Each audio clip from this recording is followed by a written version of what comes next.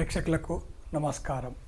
విషయం వచ్చేసి ఈరోజు జగన్కు సుప్రీంకోర్టులో నిన్న జరిగినటువంటి వాదనలలో సుప్రీంకోర్టులో జగన్కు కొంచెము రిలీఫ్ దొరికినట్లుగా సమాచారం అందింది.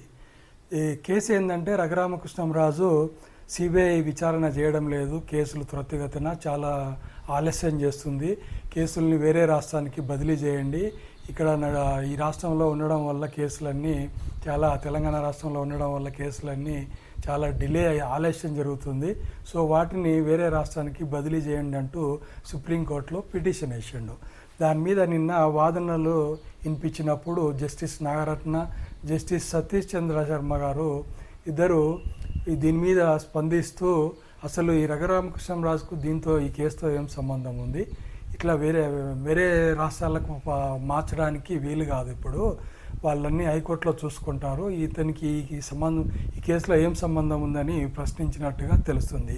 సో దీన్ని బట్టి మనము ఊహించవచ్చు ఈ కేసులు ఎక్కడికి బదిలీ కావడం లేదనేది మనకు అర్థమవుతుంది. సో ఇది కొంచెము జగన్కు రిలీఫ్గా మనము భావించవచ్చు. Thank you.